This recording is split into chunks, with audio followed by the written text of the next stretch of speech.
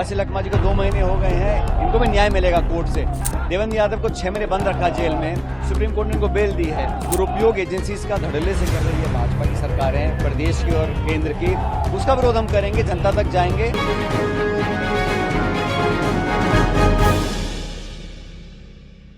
छत्तीसगढ़ कांग्रेस प्रभारी सचिन पायलट रायपुर दौरे पर हैं। उन्होंने शराब घोटाले मामले में रायपुर सेंट्रल जेल में बंद पूर्व मंत्री कवासी लखमा से मुलाकात की। इस दौरान पायलट के साथ चरणदास महन, दीपक बैज, विजय जांगिड़, जरीता लैथ फलांग, देवेंद्र यादव और लखमा के बेटे हरीश कवासी भी मौजूद रहे। सभी ने जेल के अंदर लखमा से मुलाकात की। बता दें कि पूर्व आबकारी मंत्री कवासी लखमा से जेल में मिलने के लिए केवल 6 लोगों को अनुमति मिली थी।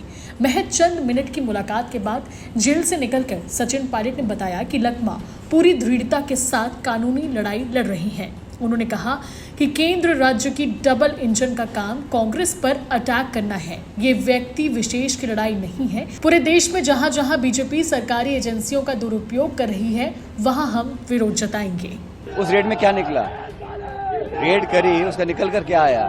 तो भूपेश बघेल जी पर एक और केस किया था उन्होंने, उसको न्यायालय ने कोर्ट के बाहर फेंक दिया। वो ट्रायल के लिए लायक नहीं समझा उस केस को।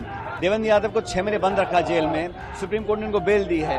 कवासी लखमा जी को 2 महीने हो गए हैं, इनको भी न्याय मिलेगा कोर्ट से।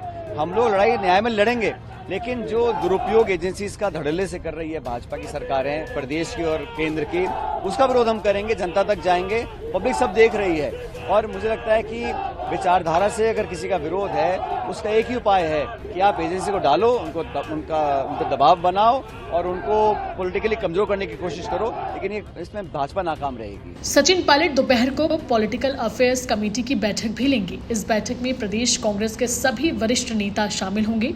बैठक का मुख्य उद्देश्य लोकसभा, विधानसभा, नगरीय निकाय और पंचायत चुनाव में हुई हार की समीक्षा करना और आगामी रणनीतियों पर चर्चा करना है। वहीं कांग्रेस की इस बैठक पर डिप्टी सीएम अरुण साव ने तंज कसते हुए कहा कि कांग्रेस की समीक्षा बैठकों में होता क्या है, ये सबको मालूम है। ये अपनी कमियों पर विचार करने के बजाय एक दूसरे पर हार का ठिकरा फोड़ेंगे और इसका दोषी किसी और को बनाने की कोशिश करेंगे। Bureau report, CG Bhaskar.